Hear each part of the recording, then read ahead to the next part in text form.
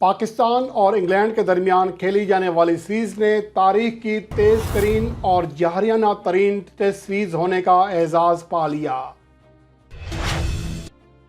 Multan test match पर पाकिस्तान की गिरफ्त मजबूत होने लगी।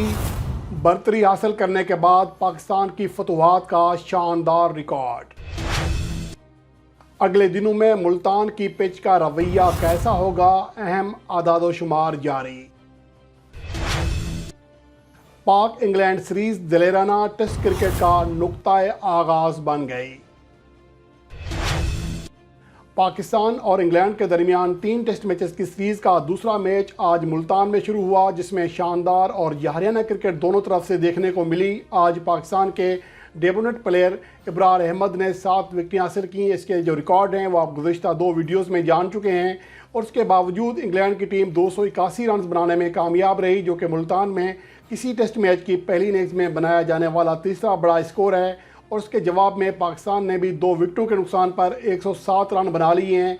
पाकिस्तान क्रिकेट टीम के कप्तान बाबर आजम क्रीज पर मौजूद हैं, जो अब तक 76 गेंदों पर 9 चौकों और 1 छक्के समेत 61 रन बना चुके हैं। 80 के स्ट्राइक रेट से खेल रहे हैं और इतने स्ट्राइक रेट से अमूमन वो वनडे मैचेस में खेलते हैं।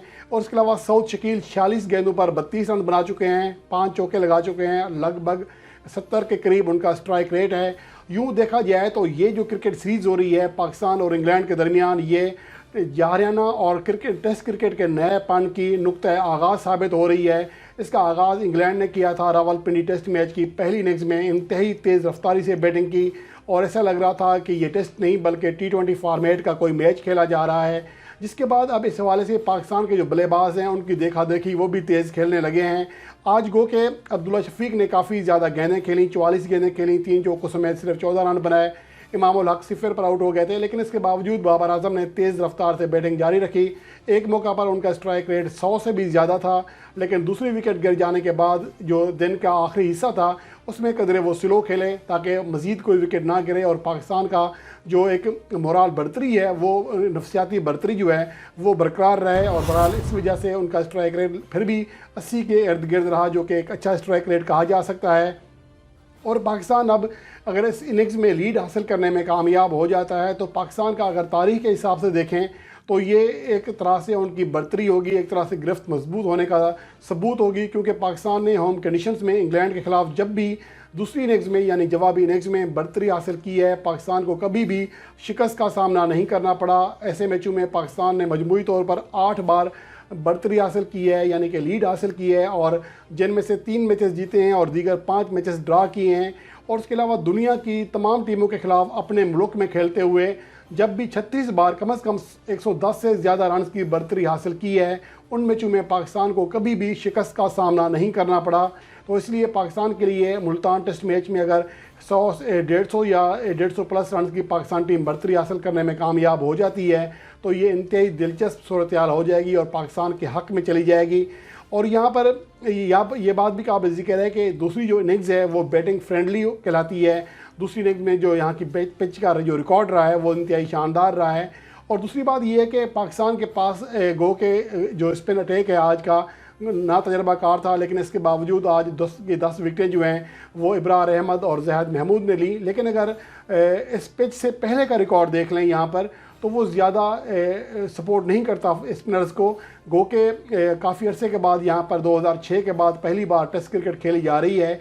और अगर इस मैचेस जो आज मैच खेला जा रहा है इसके पहले दिन को भी मिला लें तो अगर हर इनिंग्स का जायज़ा लें, जिससे हमें अंदाज़ा हो सकेगा कि दिन के एतबार से कौन से जो पिच है कितना रवैया चेंज होता है। अगर हम पहली इनिंग्स की बात करें तो यहाँ पर फास्ट बॉलर ने 29 विकेटें हासिल की हैं, स्पिनर को 23 विकेटें मिली हैं। 77 का स्ट्राइक रेट रहा है फास्ट बॉलर का, हर यानी कि 77 गेंदें फेंकना पड़ती हैं फी विकेट के लिए, जबकि स्पिनर को हर 52 गेंद पर विकेट मिल जाती है। तो यहाँ पर कदरे स्पिन का जो रिकॉर्ड है उसकी बड़ी वजह आज की 10 विकेटें हैं, जिसकी वजह से ये रिकॉर्ड बेहतर हुआ है। और उसके अलावा दूसरी इनिंग्स में अगर बात करें फास्ट बॉलर की 28 विकेटें हासिल की हैं, 44 के एवरेज से 72 का स्ट्राइक रेट रहा और स्पिनर को सिर्फ 17 विकेटें मिल सकी हैं, 54 का स्ट्राइक एवरेज और 92 का उनका स्ट्राइक रेट रहा, जो कि इंतहाई मायूस कौन है। इसके अलावा थर्ड इनिंग्स में 27 विकेटें हासिल की हैं फास्ट बॉलर ने और स्पिनर्स ने मजमूई तौर पर 18 विकेटें हासिल की हैं। एवरेज में बहुत बड़ा फ़र्क नहीं है ना स्ट्राइक रेट में। इसके अलावा चौथी इनिंग्स में फास्ट बॉलर्स ने 11 विकेटें हासिल की हैं और स्पिनर्स ने अभी तक 6 विकेटें हासिल की हैं। तो यहाँ पर फास्ट बॉलर का जो किरदार है वो ज़्यादा बेहतर दिखाई दे रहा है। गो के आज की 10 विकेटें भी शामिल कर लें इब्रार अहमद की और जहद महमूद की, उसके बावजूद यहाँ पर अब तक जो सूरत हाल है, फास्ट बॉलर ने इस विकेट पिच पर 95 विकेटें हासिल की हैं मुल्तान में 35 के एवरेज और 67 के स्ट्राइक रेट से, जबकि स्पिनर्स ने 64 विकेटें हासिल की हैं, जिनमें से 10 विकेटें आज की शामिल हैं। 36 की एवरेज रही है और 63 का स्ट्राइक रेट रहा है। यहाँ पर स्पिनर्स ने मजमूई तौर पर 6 बार इनिंग्स में 5 या से ज़्यादा विकेटें हासिल करने का कारनामा सर अंजाम दिया, जबकि फास्ट बॉलर की जानिब से सिर्फ 1 बार ये कारनामा सर अंजाम दिया गया है। तो ये अदाद शुमार वाज़े कर रहे हैं कि यहाँ पर स्पिन और फास्ट के अतबार से ज़्यादा बड़ा फ़र्क नहीं होगा।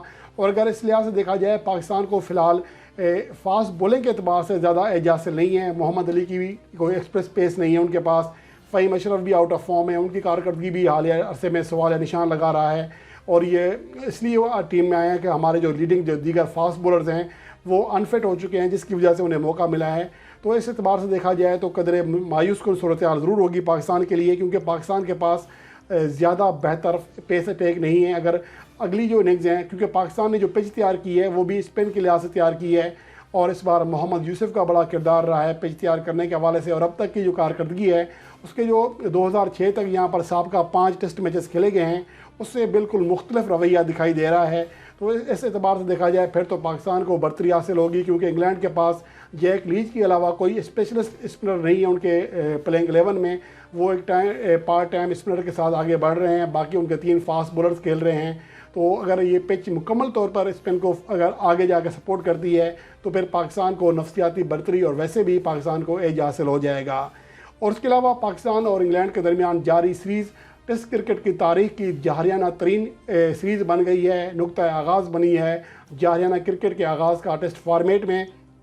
इस सीरीज़ में अब तक मजमूई तौर पर 4.6 के रन रेट से रन्स बने हैं, और जो तारीख के किसी भी सीरीज़ के सबसे बड़ा जो रन रेट है, इससे पहले किसी भी सीरीज़ में अब तक, क्योंकि ये भी सीरीज़ चल रही है, आगे इस रन रेट जो है बढ़ भी सकता है, कम भी हो सकता है, लेकिन अब तक की सूरत हाल के मुताबिक तारीख में यह पहला मौका है कि किसी सीरीज़ में 4.5 रन फ़ी ओवर से ज़्यादा रन रेट से रन्स बन रहे हैं। इससे पहले जो सबसे बड़ा रन रेट था वो बांग्लादेश और इंग्लैंड के दरमियान 2005 में खेली जाने वाली सीरीज़ का था, जिसमें 4.36 के रन रेट से रन्स बने।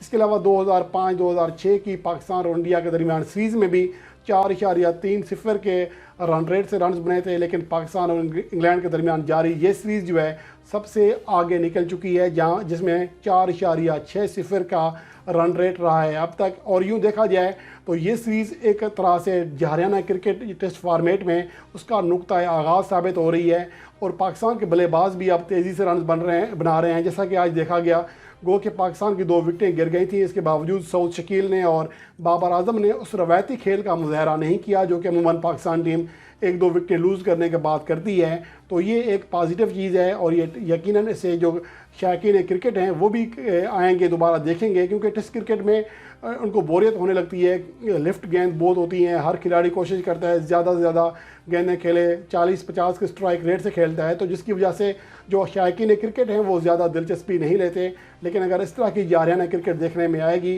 तो शायकीन क्रिकेट टेस्ट फॉर्मेट में भी दिलचस्पी लेने लगेंगे।